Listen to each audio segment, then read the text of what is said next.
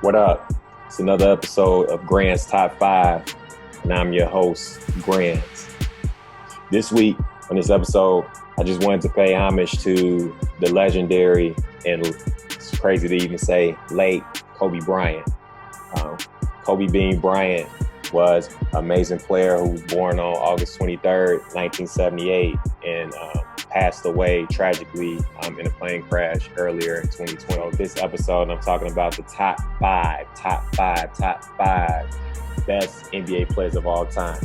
And remember, this is my list, not your list. But let me know in the comments, who's your top five greatest NBA players of all time? So number 5 on the list is Allen Iverson, also known as the question and the answer. I mean, he was so nice that he was both of them. He was the question and the answer.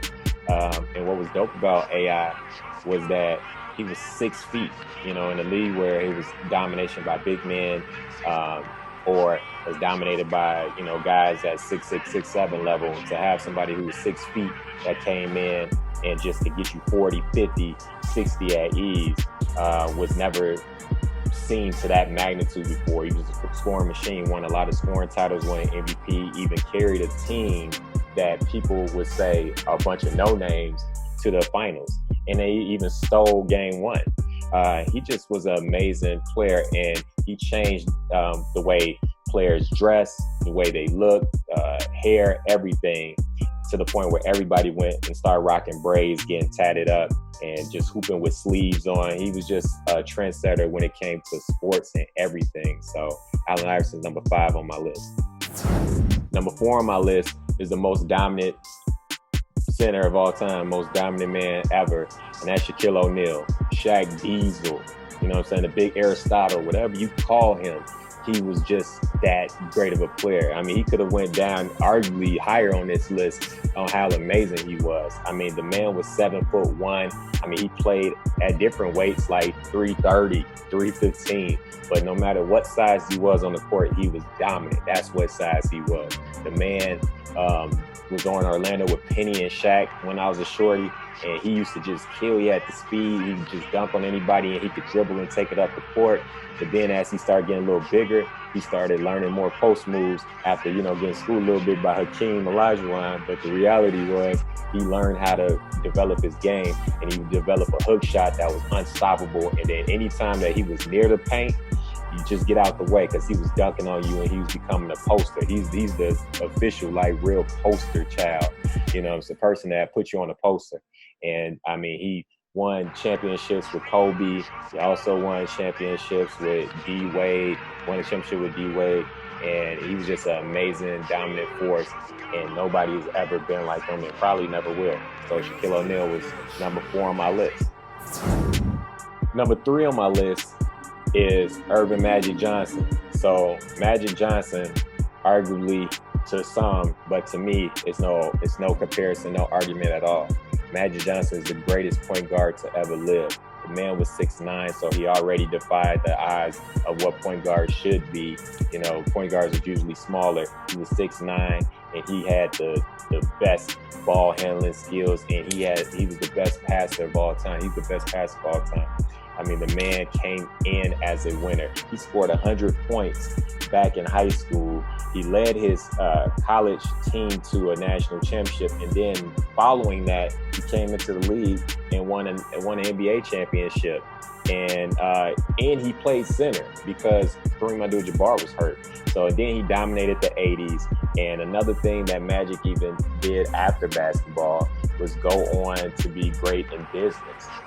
Owning movie theaters, franchising a gang of Starbucks, and now part owner of team, the LA Dodgers, and different things like that. Magic Johnson is an inspiration also because he beat HIV.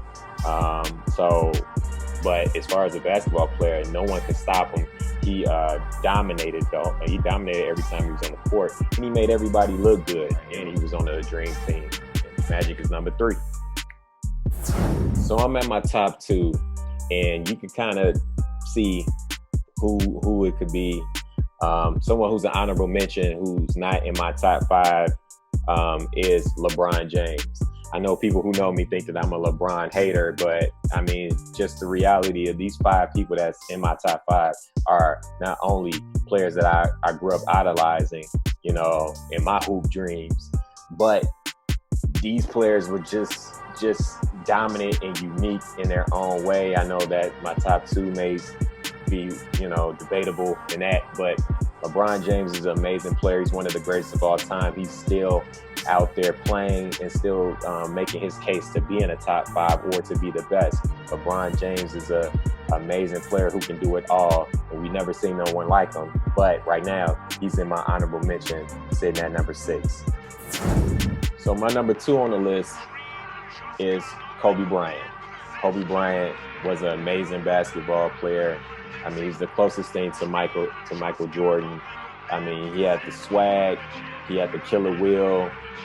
Anytime he was on the court with anybody, he wanted to be better than, and he wanted to be great at every second of the day. And I mean, something that people always say that was a quote from him is "Be legendary," and he did that. Whatever he wanted to learn, he went hard and had a cerebral mindset about it, where it goes to speaking so many different languages, to learning how to play the piano, just to impress his wife, to you know, after basketball was over, started writing books and creating podcasts and really getting into the film world and winning an Oscar. Like, what NBA player do you know went from being so dominant and great on the court to then being dominant in their post career?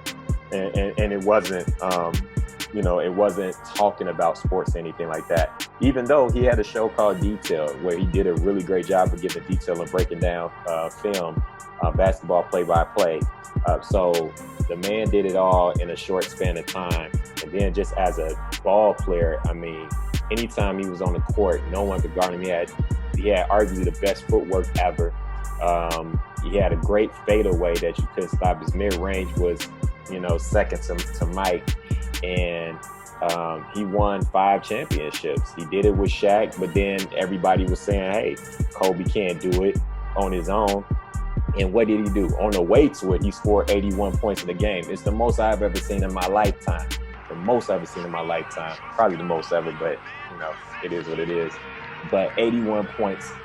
And then he won 2 championships, went to 3 championships, but won 2 out of 3, and 2 of them back-to-back. So almost 3-peated on his own.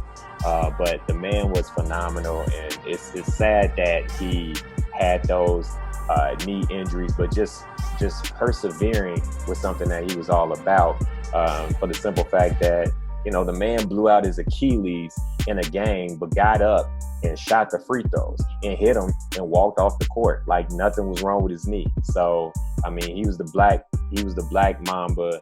He was assassin, and he had arguably the best clutch gene ever. So, rest in peace to Kobe Bryant. He's number 2 on my list. So the number one spot goes to Michael Jordan. Michael Jordan, airness, you know, what can I say? They call him Black Jesus. You know what I mean? The man was phenomenal on the court, and I got to see as a shorty. I met him when I was 9 years old. It was a great experience. Michael Jordan, just watching him play growing up, I idolized him. I played as Mike while the game was going on. I would come out, you know, we cut the lights off, and I have the wristband on and everything, and I play a whole game on the rim on a hoop, just as Michael Jordan. You know what I'm saying? When I was as the Bulls was winning. I mean, the man has redefined basketball as we know it. So many people stick their tongue out. So many people, like, he had a theme song, I want to be like Mike. People drink Gatorade because of him, eat Wheaties, to just his shoes. His shoes have been the best-selling shoes for 30 plus years. I mean, to just dominating on the court, 10 scoring titles, 6 championships, Defensive Player of the Year award, all defensive team, all NBA teams. more than 10 times. Like, the man has 5 season MVPs with 6 finals MVPs, and he's 6-0 in the finals. No one has done that. Where he's had 2 times he's three-peated in the same decade. I mean, the man was phenomenal. He scored 63 points in a playoff game where another legendary player, Larry Bird, said it was Jesus and sneakers on the court. Even though they took an L, he still scored 63 points. So, I mean, the man used to hold the record for the most points scored in the Garden by an opponent, or just scored in the Garden, period. I think Kobe holds that record at like 61 or something like that. But Michael Jordan is the greatest player ever lived.